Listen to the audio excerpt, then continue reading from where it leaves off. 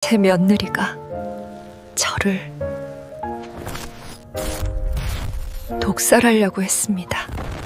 경로당 밥에 약이 탔다는 걸 알기 전까지 저는 제 아들에게 치매 환자 취급을 받고 있었습니다. 아니, 정확히 말하자면 며느리가 저를 치매 환자로 만들고 있었습니다. 매일 조금씩 천천히. 그리고 그날 모든 게 드러났습니다. 경로당에서 받은 쪽지 한 장. 할머니, 지금 드시는 거 뱉으세요. 그리고 빨리 도망치세요. 그 순간 제 심장이 바닥으로 떨어졌습니다. 머리가 하얘졌습니다. 손이 떨렸습니다. 무슨 영문인지 알 수 없었지만 그 손 떨리는 글씨는 장난이 아니었습니다. 뒤를 돌아봤습니다. 주방에서 환하게 웃으며 다른 어르신들을 챙기고 있는 사람이 보였습니다. 제 며느리 이소영이었습니다. 그 여자는 저를 보며 미소 지었습니다. 천사 같은 미소였습니다. 그 순간 깨달았습니다. 내 며느리가 나를 죽이려고 했구나. 배식판을 내려놓고 저는 죽을 힘을 다해 경로당을 뛰쳐나갔습니다. 72의 노인이 지팡이를 짚고 뛰어가는 모습이 우습고 절망적이었을지도 모릅니다. 하지만 저는 멈추지 않았습니다. 심장이 광폭으로 뛰었습니다. 이게 뭐 하는 일이야? 내 며느리가 나한테? 그럴 리가 없지. 하지만 그 쪽지는 거짓이 아니었습니다. 숨이 막혔습니다. 가슴이 터질 것 같았습니다. 뒤에서 누가 쫓아오는 것 같은 기분이 들었습니다. 아무도 없었지만 공포는 진짜였습니다. 저는 올해 72, 박순자입니다. 남편을 먼저 하늘로 보낸 지 벌써 6년.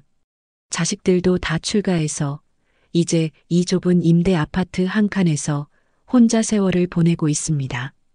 낮에는 경로당을 가고 저녁에는 텔레비전을 보고 밤이 되면 또 다른 혼자의 밤을 맞이하는 그게 제 하루하루입니다.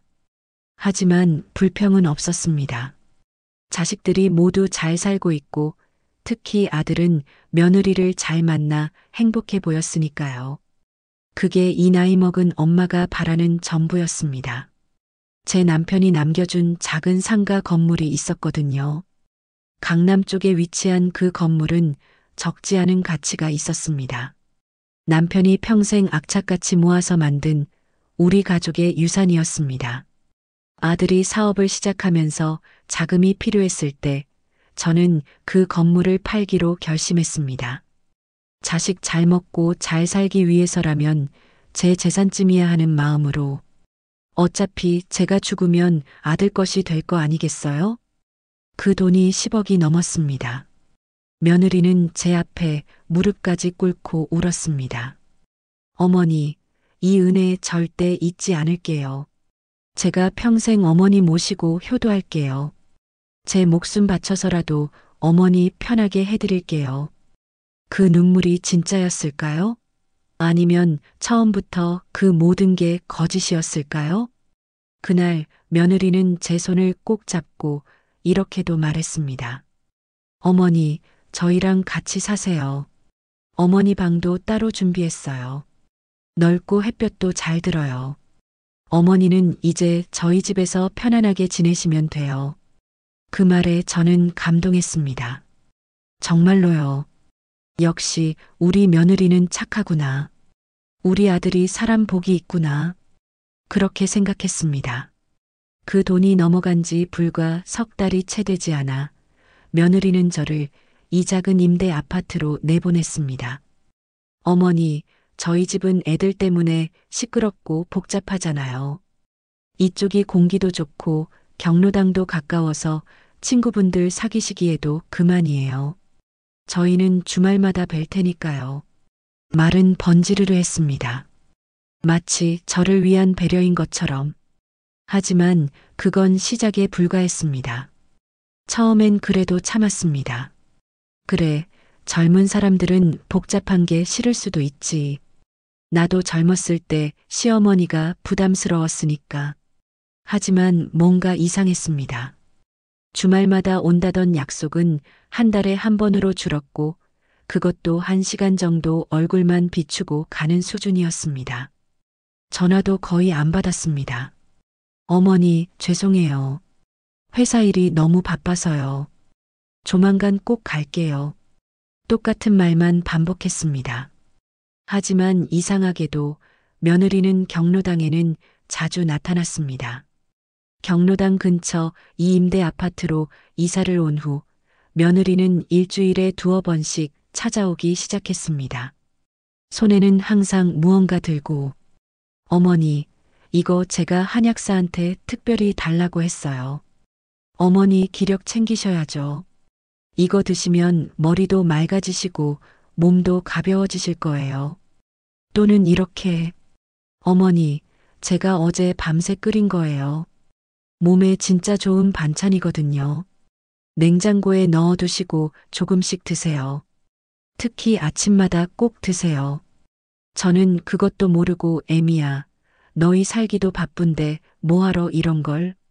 하며 감사해했습니다. 순진했어요. 너무나. 그런데 이상한 게 생겼습니다. 며느리가 가져다 준 음식을 먹고 난 다음 날이면 유독 제 머리가 멍하고 어지럽고 무거웠습니다.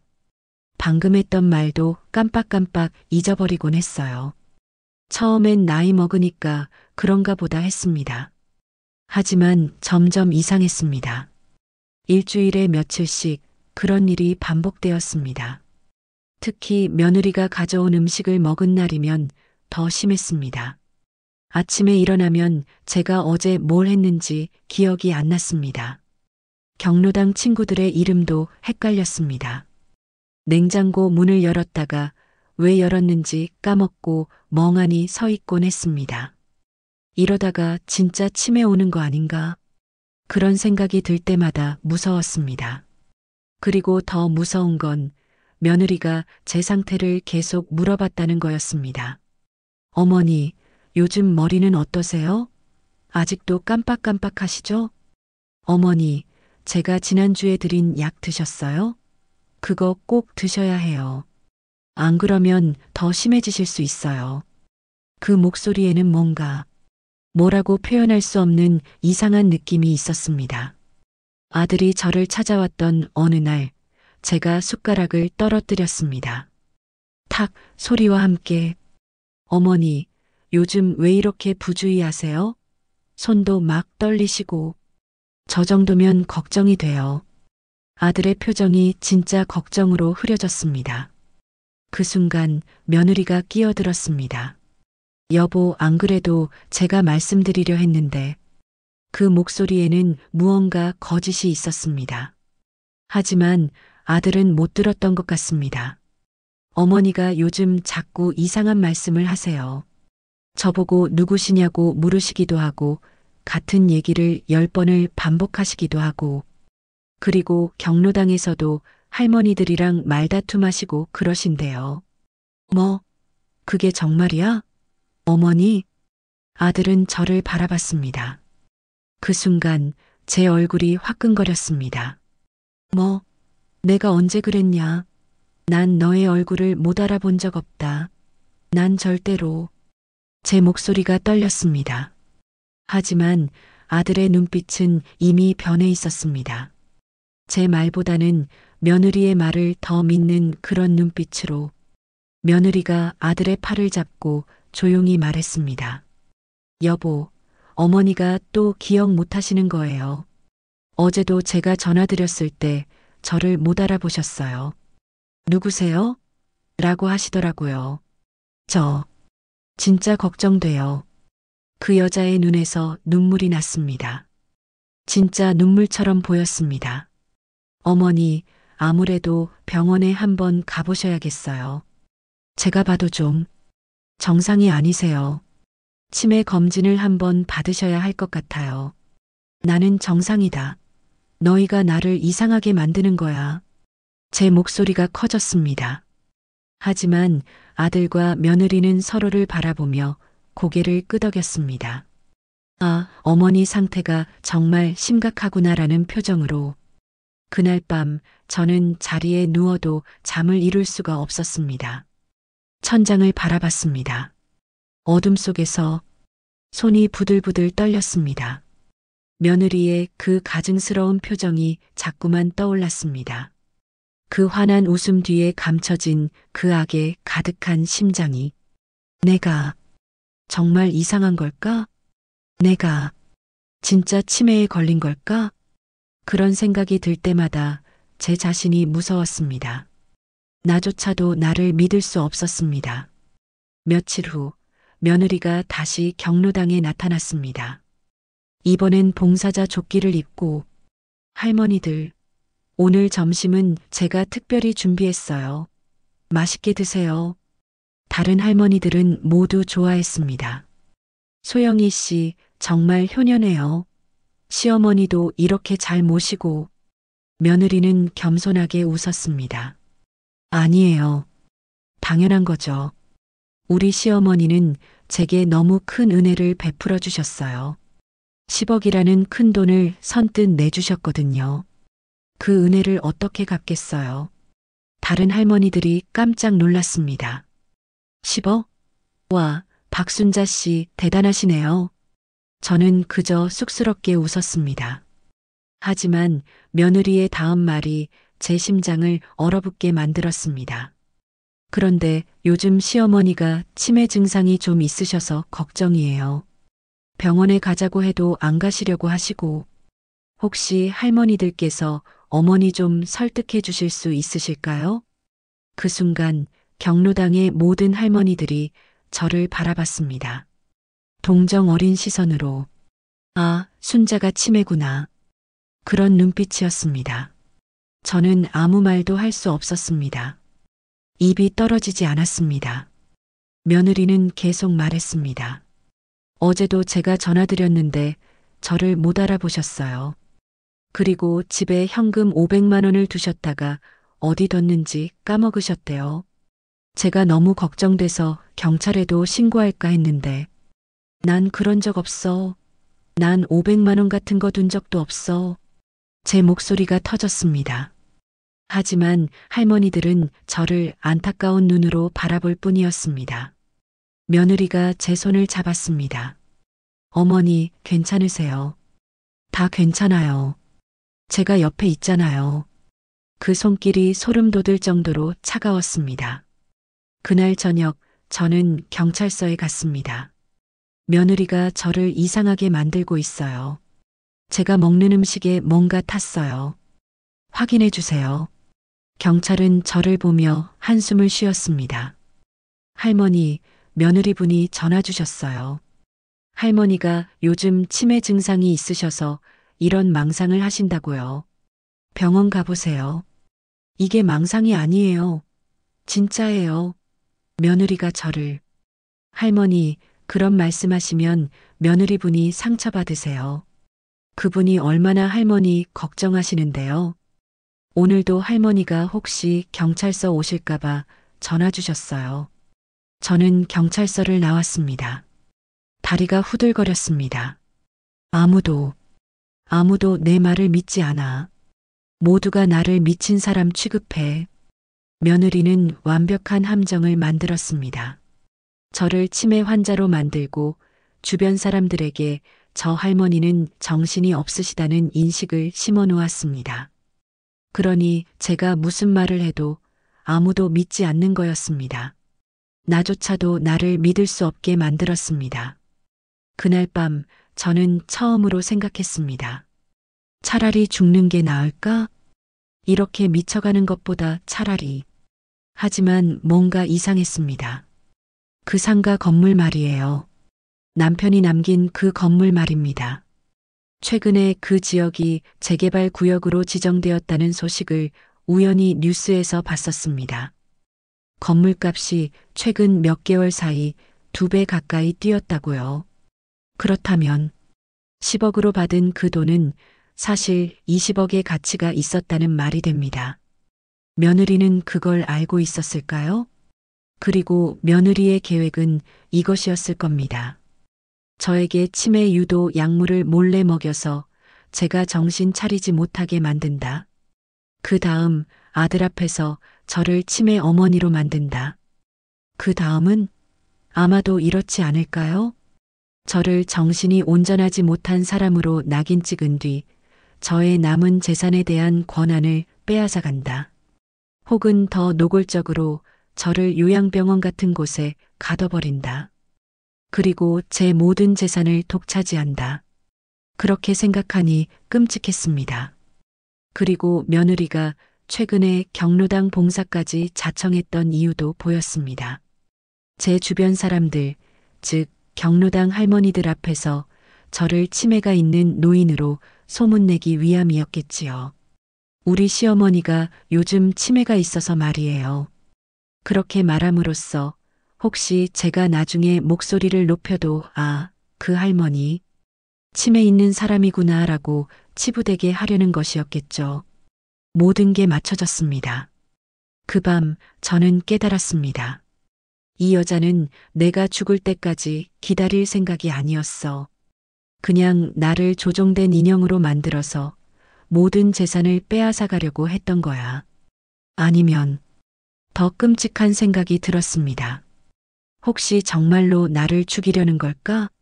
그 약이 단순히 정신을 혼미하게 하는 게 아니라 천천히 몸을 망가뜨리는 독약이었다면?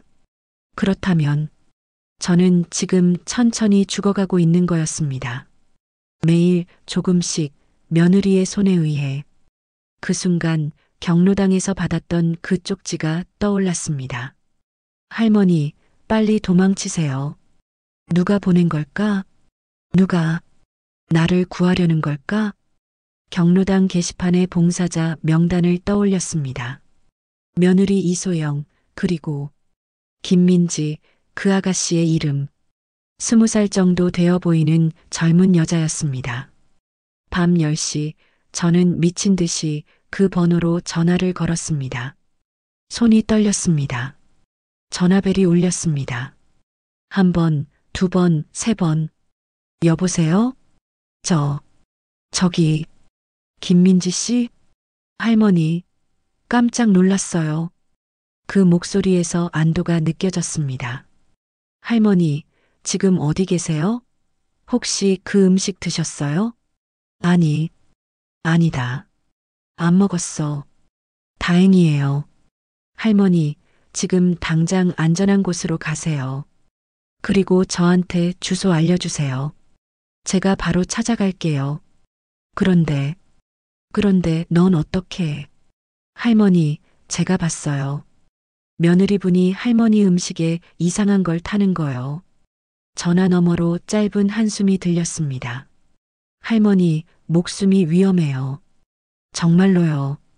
그 말에 제 온몸이 얼어붙었습니다. 저는 정말로 죽을 뻔했던 거구나.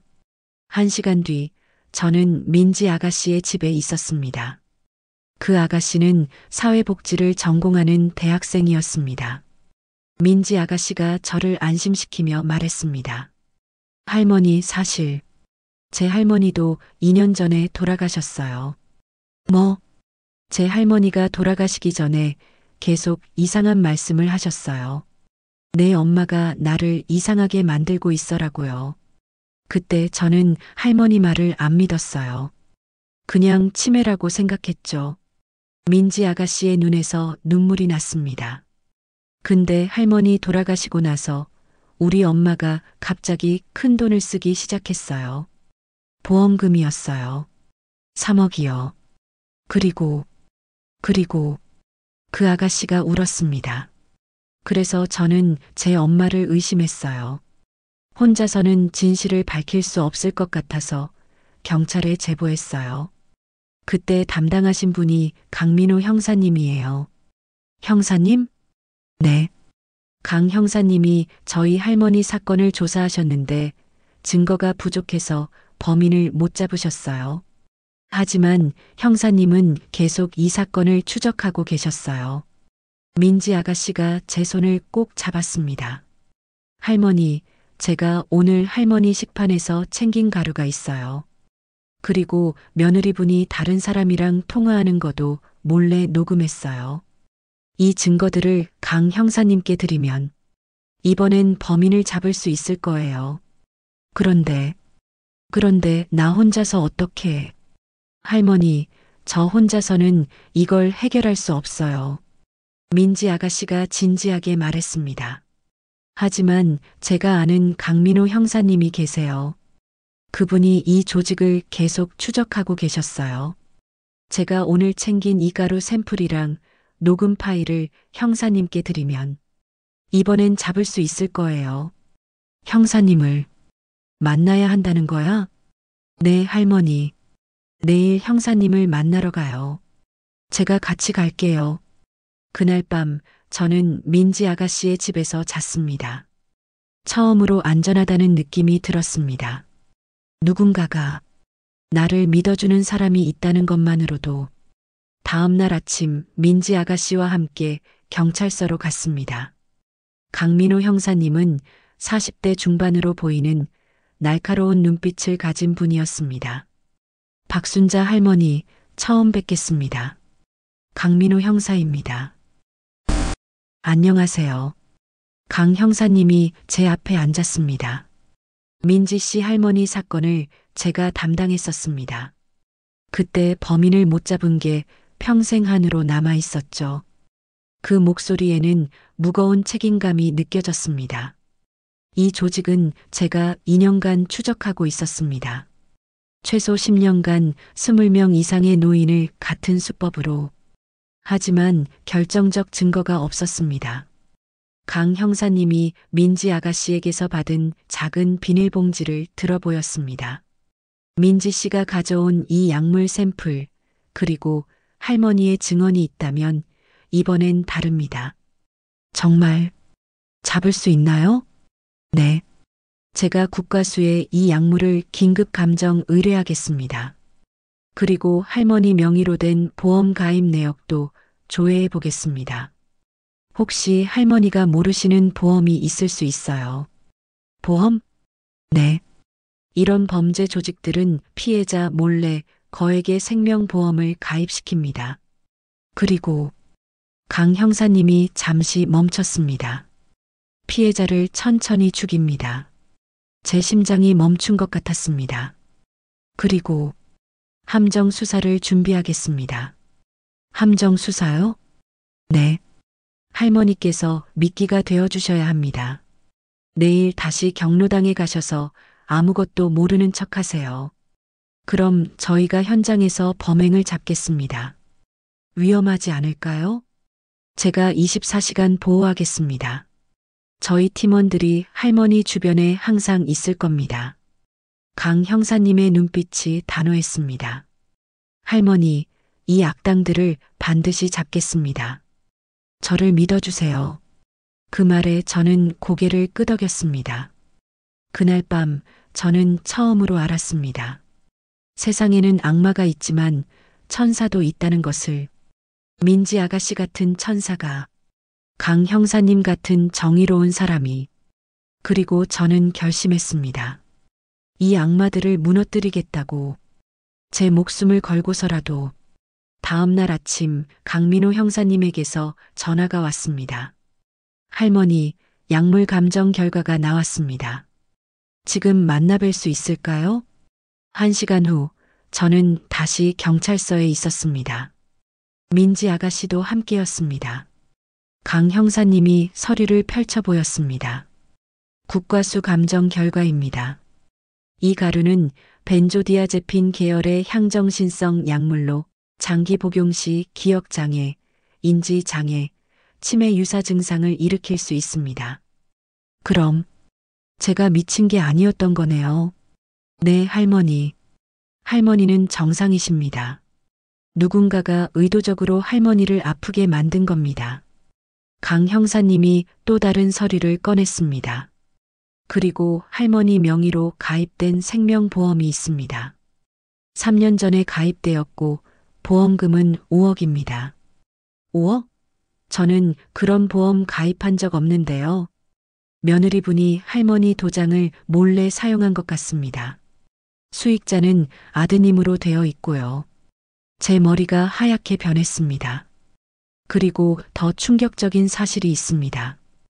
강 형사님의 표정이 굳어졌습니다. 며느리분 이소영 씨의 통신 기록을 조회했습니다. 영장을 받아서요. 그 결과 류재민이라는 남자와 지속적으로 연락하고 있었습니다. 류재민? 겉으로는 한의원을 운영하는 한의사입니다. 하지만 실제로는 불법 약물을 제조하고 판매하는 조직의 수뇌부예요. 강 형사님이 사진을 보여줬습니다. 40대 중반의 잘생긴 남자였습니다. 이 사람이 며느리분의 내연남입니다. 그리고 이 조직의 보스예요. 조직? 네. 제가 2년간 추적한 결과 이 조직은 지난 10년간 최소 20명 이상의 노인을 같은 수법으로 살해했습니다. 민지 아가씨가 제 손을 꼭 잡았습니다. 할머니는 21번째 타겟이었어요. 강 형사님이 계속 설명했습니다. 이 조직은 이렇게 운영됩니다. 류재민이 타겟을 물색하면 그 가족 중 한 명을 포섭합니다. 주로 경제적으로 어려운 사람들이죠. 그리고 그 사람을 통해 노인에게 약물을 먹이고 천천히 죽게 만듭니다. 그럼 보험금을 나눠 갖는 거예요. 지금까지 밝혀진 피해자가 20명이고 총 보험금 규모는 50억 이상입니다. 하지만 증거가 부족해서 지금까지 단 한 명도 못 잡았습니다. 강 형사님의 주먹이 떨렸습니다. 민지 씨 할머니도 그 중 한 분이셨습니다. 그때 제가 증거를 확보하지 못해서 범인을 놓쳤습니다. 형사님, 민지 아가씨가 울먹였습니다. 하지만 이번엔 다릅니다. 할머니께서 살아계시고 약물 샘플도 있고 녹음 파일도 있습니다. 이번엔 반드시 잡겠습니다. 강 형사님이 저를 바라봤습니다. 할머니, 내일 다시 경로당에 가실 수 있으신가요? 네. 내일 아무것도 모르는 척 하세요. 평소처럼 행동하시고 며느리분을 만나세요. 그럼 저희가 현장에서 약물을 타는 장면을 잡겠습니다. 알겠습니다. 그리고 이 녹음기를 지니고 계세요. 강 형사님이 작은 녹음기를 건넸습니다.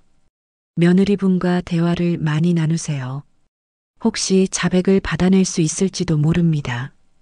그날 밤 저는 잠을 이룰 수 없었습니다. 내일이면 모든 게 끝난다.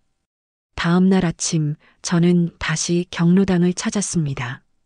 손이 떨렸습니다. 표정을 조절하고 아무것도 모르는 척을 해야 했습니다. 제 주머니 속에는 작은 녹음기가 있었습니다. 경로당 입구에 들어섰을 때 다른 할머니들이 저를 봤습니다. 그 눈빛이 예전과 달랐습니다. 동정 어린 시선. 저 사람 치매 있는 사람이구나. 그런 눈빛이었습니다. 하지만 저는 환하게 웃으며 인사했습니다. 안녕하세요, 할머니들. 아, 순자야. 왔구나. 오늘 몸은 좀 어때? 박영숙 할머니가 물었습니다. 좋아요. 오늘은 머리도 맑고 기분도 좋아요. 하지만 영숙 할머니의 눈빛은 여전히 동정 어렸습니다. 저러다가 또 이상한 짓 하겠지. 그런 눈빛이었습니다. 점심시간이 다가왔을 때 며느리가 환하게 저를 봤습니다. 어머니, 어제 점심은 왜 그냥 가셨어요? 제가 특별히 어머니 반찬 따로 준비했었는데. 아니다. 갑자기 옛날 친구한테서 전화가 와서 급히 가보느라. 저는 태연하게 자리에 앉아 배식판을 받았습니다. 며느리는 제 옆에 앉았습니다. 어머니, 요즘 몸은 어떠세요?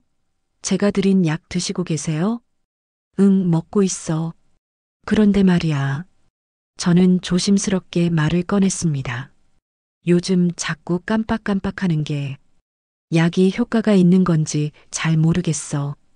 며느리의 눈빛이 반짝였습니다. 뭔가 기쁨 같은 것이 스쳤습니다. 어머니, 그게 정상이에요. 약이 천천히 효과를 내는 거예요. 조금만 더 드시면 괜찮아지실 거예요. 그 말투가 너무나 자연스러웠습니다. 거짓말을 하고 있다는 걸 전혀 모를 정도로. 그런데 어미야, 내가 최근에 은행에 갔더니 말이야. 저는 계속 말했습니다. 내 계좌에 돈이 얼마 없더라고. 내가 돈을 어디 썼는지 기억이 안 나는데 며느리의 표정이 살짝 굳었습니다. 어머니, 그건 어머니가 최근에 경로당에 기부하셨잖아요. 기억 안 나세요? 내가 기부를? 네, 어머니. 500만 원이요. 어머니가 직접 통장에서 뽑아서 주셨어요. 저는 그런 기억이 없었습니다. 하지만 며느리는 확신에 찬 목소리로 말했습니다. 어머니, 진짜 병원 가보셔야 할 것 같아요. 이렇게 중요한 걸 까먹으시면. 그 순간 제 눈은 며느리의 손을 따라갔습니다. 주방 쪽으로 가는 며느리, 그리고 제 식판 앞에 서는 며느리, 손에 작은 봉지를 들고 몰래 제 식판에 하얀 가루를 타는 며느리. 제 심장이 미친 듯이 뛰었습니다. 하지만 저는 태어난 척했습니다. 고개를 돌려 다른 할머니와 이야기를 나누는 척. 며느리는 자연스럽게 제 식판을 가져와 제 앞에 놓았습니다. 어머니, 오늘 국 정말 맛있어요. 많이 드세요. 그 미소가 너무나 환했습니다. 너무나 사랑스러웠습니다. 하지만 그 뒤에 숨겨진 악의를 저는 알고 있었습니다. 저는 숟가락을 들었습니다. 천천히 식판을 향해. 그 순간이었습니다. 잠깐만요. 그거 드시면 안 됩니다. 민지 아가씨가 소리쳤습니다. 동시에 경로당 입구에서 제복을 입은 경찰관 4명이 들어섰습니다. 강민호 형사님이 앞장서서 들어왔습니다. 모든 할머니들이 깜짝 놀라 뒤를 돌아봤습니다. 며느리의 얼굴이 순식간에 하얗게 질렸습니다. 이게 무슨... 박순자 어르신 며느리 되시는 분? 이소영 씨 맞으시죠? 강 형사님이 다가왔습니다. 특수상해 미수, 존속 학대 미수, 사기, 살인 미수 혐의로 긴급 체포합니다. 뭐라고요? 이게 다 무슨 소리예요? 며느리가 소리쳤습니다. 하지만 그 목소리는 떨리고 있었습니다. 내가 뭘 어쨌다고요? 이건 오해입니다, 형사님. 저는 아무것도 안 했어요. 며느리가 제게 달려들어 팔을 붙잡았습니다. 그 손이 떨렸습니다. 어머니, 말씀해 보세요. 저 사람들이 오해하는 거라고요. 제가 뭘 했다는 건지. 저는 그 손을 천천히 뿌리쳐냈습니다. 차갑게. 그리고 제 주머니 속에 있던 작은 녹음기를 꺼냈습니다. 내가 어제 나한테 했던 말, 여기 다 녹음되어 있다. 제 목소리는 굳었습니다. 떨리지 않았습니다. 며느리의 얼굴이 창백해졌습니다. 어머니, 그게... 강 형사님이 며느리의 주머니를 수색했습니다. 작은 약병이 나왔습니다. 하얀 가루가 든 작은 비닐봉지도 나왔습니다. 이게 뭡니까? 그건 그냥 소화제예요. 소화제를 왜 몰래 음식에 타십니까? 강 형사님의 목소리가 차갑게 가라앉았습니다. 민지 아가씨가 나섰습니다. 형사님, 제가 며칠 전에 이 여자가 박순자 할머니 음식에 이상한 가루를 타는 걸 목격했어요. 그래서 그 가루를 몰래 챙겨뒀고 국과수에 감정을 맡겼어요. 강 형사님이 서류를 꺼냈습니다. 이게 약물 감정 결과서입니다. 이 가루는 벤조디아제핀 계열의 향정신성 약물로 장기 복용 시 기억장애, 인지장애, 치매 유사 증상을 일으킬 수 있습니다. 경로당의 모든 할머니들이 깜짝 놀라며 보았습니다. 순자야, 그게 정말이야? 이소영 씨가 정말 그런 짓을? 며느리는 고개를 저었습니다. 아니에요. 그건 오해예요. 저는 그냥 어머니 건강을 위해서. 하지만 강 형사님이 또 다른 서류를 꺼냈습니다. 이소영 씨 3년 전에 박순자 할머니 명의로 5억짜리 생명보험을 불법 가입시킨 게 맞습니까? 며느리의 입이 떨어지지 않았습니다. 그리고 류재민이라는 남자와 주고받은 이 문자들은 뭡니까? 강 형사님이 휴대폰 압수영장을 보여줬습니다. 이번 건은 깨끗하게 처리해 보험금 5억 나오면 3대7로 나누자. 다음 타겟도 물색해뒀어. 이게 무슨 뜻입니까? 경로당이 조용해졌습니다. 모든 할머니들이 충격에 빠진 표정으로 며느리를 바라봤습니다. 며느리는 그 자리에 주저앉았습니다. 더 이상 변명할 수 없다는 듯 어머니, 죄송합니다. 목이 메인 목소리였습니다. 하지만 저는 더 이상 그 목소리에 속지 않았습니다. 강 형사님이 권리를 고지했습니다. 이소영 씨, 당신은 존속 학대 미수, 특수상해, 미수 사기, 살인 미수 혐의로 긴급 체포됩니다. 묵비권을 행사할 수 있으며. 하지만 며느리는 계속 입을 열었습니다. 남편 사업 자금으로 받은 10억을 주식으로 다 날렸어요. 잃어버린 거예요. 다 없어진 거야. 눈물이 흐르고 있었습니다. 진짜 눈물인지 아니면 연기인지는 알 수 없었습니다. 그래서 류재민이라는 사람을 만났어요. 그 사람이 말했어요. 만약 어머니가 죽으면 생명보험금 5억이 나온다. 그리고 어머니 재산도 다 내 것이 될 수 있다고요. 그래서 강 형사님이 물었습니다. 그래서 약을 받아서 어머니한테 먹였어요. 처음엔 그냥 어머니를 혼동하게 만들어서 요양병원에 보낼 생각이었어요. 그럼 제가 어머니 재산을 관리할 수 있을 줄 알았어요. 며느리는 계속 울었습니다. 근데 류재민이 계속 독하게 만들라고 했어요. 천천히 죽게 만들어야 한다고요. 그래야 의심받지 않는다고요. 경로당은 조용했습니다. 모든 할머니들이 경악하며 저희를 바라보고 있었습니다. 강 형사님은 며느리에게 수갑을 채웠습니다. 이소영, 당신은 존속학대, 특수상해, 미수 사기, 살인 미수 등의 혐의로 긴급 체포됩니다. 며느리는 경찰차에 실려갔습니다. 경로당을 빠져나가면서도 그 여자는 이렇게 소리쳤습니다. 어머니, 미안해요. 진짜 미안해요. 어머니. 하지만 저는 더 이상 그 목소리를 듣지 않았습니다. 고개를 돌렸습니다. 차갑게 강 형사님이 제게 다가왔습니다.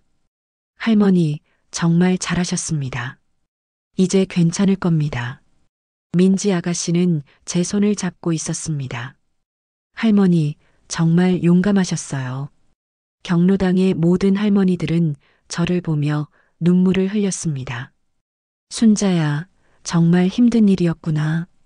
우리가 몰라줘서 미안해. 정말 무서웠겠다. 저는 그제야 눈물이 났습니다. 참았던 눈물이, 억눌렀던 감정이, 모두가 저를 의심했을 때, 아무도 저를 믿지 않았을 때, 저조차 저를 믿을 수 없었을 때, 그 모든 고통이 한꺼번에 쏟아져 나왔습니다. 할머니들, 미안해요. 제가, 아니야, 순자야. 내가 미안할 게 뭐가 있어. 우리가 미안하지. 할머니들이 저를 안아줬습니다. 따뜻했습니다. 정말 오랜만에 느껴보는 온기였습니다. 강 형사님이 말했습니다. 할머니, 이제 류재민을 잡아야 합니다. 진짜 보스를요. 아직 끝나지 않은 거군요. 네. 며느리분은 실행범에 불과합니다. 진짜 주모자는 류재민입니다. 그놈을 잡아야 이 조직을 완전히 무너뜨릴 수 있습니다. 어떻게 해야 하나요? 할머니를 미끼로 써야 합니다. 강 형사님의 눈빛이 날카로웠습니다. 뉴스에 이렇게 내보낼 겁니다.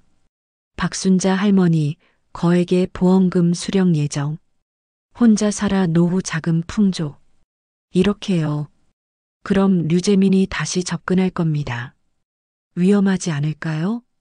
민지 아가씨가 걱정스럽게 물었습니다. 제가 24시간 보호하겠습니다. 그리고 류재민이 나타나는 순간 바로 체포하겠습니다. 저는 고개를 끄덕였습니다. 좋아요. 해봅시다. 강 형사님이 제 손을 꼭 잡았습니다. 할머니, 이 악당을 반드시 잡겠습니다. 저를 믿어주세요.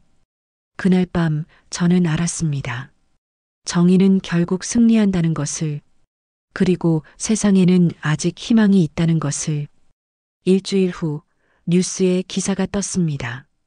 며느리의 독살 시도에서 살아남은 박순자 씨, 보험금 5억 수령 예정. 혼자 사는 박순자 할머니, 앞으로 풍족한 노후 생활 기대. 강남 재개발 구역 내 부동산 소유, 총 자산 20억 추정.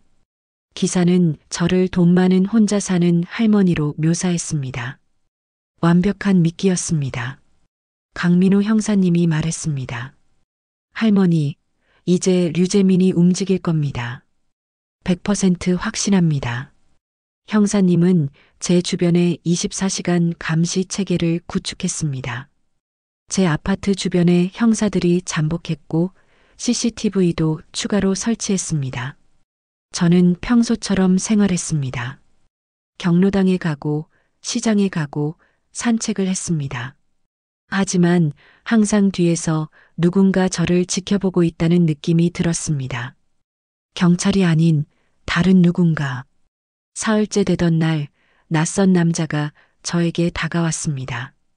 경로당 앞에서였습니다. 할머니, 혹시 박순자 할머니 되십니까? 40대 중반으로 보이는 잘생긴 남자였습니다. 깔끔한 정장에 부드러운 미소. 하지만 그 눈빛은 차가웠습니다. 네, 맞는데요. 누구시죠? 아, 저는 사회복지사 김성민이라고 합니다. 할머니께서 최근에 큰 사건을 겪으셨다고 들어서 상담을 드리러 왔습니다. 그 남자는 명함을 건넸습니다. 김성민 사회복지사 서울시청. 하지만 저는 알았습니다. 이 남자가 류재민이라는 것을. 강 형사님이 보여줬던 사진과 똑같았습니다. 아, 그러세요. 근데 전 괜찮아요. 상담 필요 없어요. 할머니, 그래도 한 번쯤은 전문가와 이야기하시는 게 좋을 것 같아서요. 혹시 시간 되시면 차 한잔 하시면서 이야기 나눠요. 그 남자의 미소가 더욱 환해졌습니다. 하지만 그 뒤에 숨겨진 악의를 저는 느낄 수 있었습니다. 그럼, 좋아요. 저는 그 제안을 받아들였습니다. 근처 카페로 갔습니다. 강 형사님의 팀원 2명이 멀리서 저를 지켜보고 있었습니다. 류재민은 커피를 주문했습니다. 할머니, 아메리카노 괜찮으세요? 네, 좋아요. 커피가 나왔습니다. 류재민은 제 커피에 설탕을 타주겠다며 손을 뻗었습니다. 그 순간 저는 봤습니다. 그 남자의 손에서 작은 알약이 제 커피잔으로 떨어지는 것을. 제 심장이 뛰었습니다. 하지만 저는 태연한 척했습니다. 고맙습니다. 할머니, 최근에 많이 힘드셨죠? 며느리한테 그런 끔찍한 일을 당하시고. 네, 정말 충격이었어요. 그래도 다행히 보험금도 받으시고 재산도 많으시고 하니까 앞으로는 편하게 사실 수 있겠어요. 그 말투에서 느껴졌습니다. 너의 돈을 노리고 있다. 근데 할머니, 혹시 재산 관리는 어떻게 하세요? 혼자 계시니까 불편하실 텐데. 아, 그냥 은행에 맡겨놨어요. 은행만 믿으면 안 돼요. 요즘 사기꾼들이 많아서요. 제가 아는 좋은 재무 설계사가 있는데 소개해 드릴까요? 아니요, 괜찮아요. 류재민의 표정이 살짝 굳었습니다. 할머니, 그래도 전문가 도움을 받으시는 게. 됐어요. 저는 혼자서도 잘할 수 있어요. 저는 커피 잔을 들었습니다. 천천히 입으로 가져갔습니다. 류재민의 눈빛이 반짝였습니다. 기대에 찬 눈빛. 하지만 저는 마지막 순간에 멈췄습니다. 아, 저 화장실 좀 다녀올게요. 저는 자리에서 일어났습니다. 화장실로 가는 척하면서 잠복 중인 형사에게 신호를 보냈습니다. 형사가 고개를 끄덕였습니다. 저는 화장실에서 커피를 버렸습니다. 그리고 다시 자리로 돌아왔습니다. 할머니, 커피 다 식었네요. 제가 새로 주문할게요. 아니요, 괜찮아요. 저 이제 가봐야 해요. 할머니, 제 연락처 드릴게요. 혹시 도움 필요하시면 언제든 연락하세요. 류재민은 명함을 한 장 더 건넸습니다. 이번엔 다른 이름이 적혀 있었습니다. 류재민, 한의사, 류한의원. 진짜 신분을 드러낸 것이었습니다. 할머니, 제가 한의원도 운영하거든요. 건강에 좋은 약도 드릴 수 있어요. 무료로요. 그 미소가 소름 돋을 정도로 환했습니다. 네, 알겠어요. 저는 그 자리를 떠났습니다. 강 형사님이 제 뒤를 따라왔습니다. 할머니, 괜찮으셨어요? 네. 그 남자가 제 커피에 약을 탔어요. 잘하셨습니다. 그 커피잔은 저희가 회수해서 분석할게요. 다음 날 분석 결과가 나왔습니다. 커피잔에서 강력한 수면제 성분이 검출되었습니다. 과다 복용 시 사망에 이를 수 있는 양이었습니다. 강 형사님이 말했습니다. 이제 류재민을 체포할 증거가 충분합니다. 하지만요? 이 조직의 다른 공범들도 모두 잡아야 합니다. 류재민 혼자서는 이 모든 걸 할 수 없어요. 약을 만드는 사람, 보험을 처리하는 사람, 피해자를 물색하는 사람, 조직이 있을 겁니다. 민지 아가씨가 말했습니다. 형사님, 함정 수사를 하는 건 어떨까요? 할머니가 죽은 것처럼 위장하는 거예요. 그럼 류재민이 공범들을 불러 모을 거예요. 강 형사님이 고개를 끄덕였습니다. 좋은 생각입니다. 할머니, 위험하지만 도와주시겠습니까? 물론이죠. 일주일 후 뉴스에 또 기사가 떴습니다. 며느리 독살 사건 피해자 박순자 씨 심장마비로 급사, 병원 이송 중 사망, 부검 예정, 재산 20억, 상속자 없어 국가 귀속 예정. 가짜 뉴스였습니다. 강 형사님이 언론사와 협력해서 만든 가짜 기사였습니다. 류재민은 그 뉴스를 보고 기뻐했을 것입니다. 드디어 성공했다. 하지만 그것은 함정이었습니다. 이틀 후 류재민은 움직였습니다. 한밤중에 제가 사는 아파트로 왔습니다. 강 형사님과 그의 팀이 모든 것을 지켜보고 있었습니다. 류재민은 아파트 문을 따고 들어왔습니다. 안에는 제가 누워있는 것처럼 보이는 인형이 있었습니다. 류재민은 그 인형을 확인하고 휴대폰으로 전화를 걸었습니다. 성공했어. 박순자 죽었어. 이제 보험금 처리만 하면 돼. 잘했어. 내가 지금 가고 있어. 거기서 기다려. 전화 너머의 목소리는 여자였습니다. 30분 후 한 여자가 아파트에 나타났습니다. 50대 초반으로 보이는 깔끔한 차림의 여자였습니다. 잘했어, 재민아. 이번 건도 깨끗하게 처리했네. 당연하지. 난 전문가니까. 두 사람은 환하게 웃었습니다. 그 순간이었습니다. 경찰이다. 꿈쩍 마. 사방에서 경찰들이 들어닥쳤습니다. 강민호 형사님이 앞장서서 들어왔습니다. 류재민과 그 여자는 깜짝 놀라 뒤를 돌아봤습니다. 이게 뭐야? 류재민, 박선희, 당신들은 살인 미수, 주거침입, 사기 등의 혐의로 긴급 체포합니다. 류재민의 얼굴이 창백해졌습니다. 이게 함정이었어? 그때 안방에서 제가 나왔습니다. 살아있는 제가. 그래, 함정이었어. 류재민은 저를 보고 경악했습니다. 당신, 죽었다며. 가짜 뉴스였어. 너 같은 놈을 잡으려고 만든 거야. 류재민은 그 자리에 주저앉았습니다. 망했다. 다 망했어. 강 형사님이 류재민의 휴대폰을 압수했습니다. 그리고 통화 기록과 문자 메시지를 확인했습니다. 거기에는 놀라운 내용이 있었습니다. 지난 10년간 20명 이상의 노인을 죽인 기록, 각 피해자의 이름, 보험금 액수, 사망 날짜, 그리고 공범들의 명단, 약을 만드는 약사, 보험을 처리하는 보험 설계사, 피해자를 물색하는 사회복지사, 총 8명의 공범이 있었습니다. 강 형사님이 무전기로 지시했습니다. 전국 일제 검거 시작. 모든 공범을 체포하라. 그날 밤 전국적으로 일제 검거가 시작되었습니다. 다음 날 아침 뉴스는 이 사건을 대서특필했습니다. 노인 연쇄살인 조직 전국 검거. 10년간 20명 이상의 노인 살해, 보험금 50억 이상 편취, 생명보험을 노린 조직적 범죄, 경찰 함정 수사로 일망타진. 전국이 충격에 빠졌습니다. 댓글은 분노로 가득했습니다. 이런 놈들은 사형시켜야 한다. 20명을 죽였다고? 이게 사람이야? 박순자 할머니가 영웅이다. 저는 하루아침에 유명인이 되었습니다.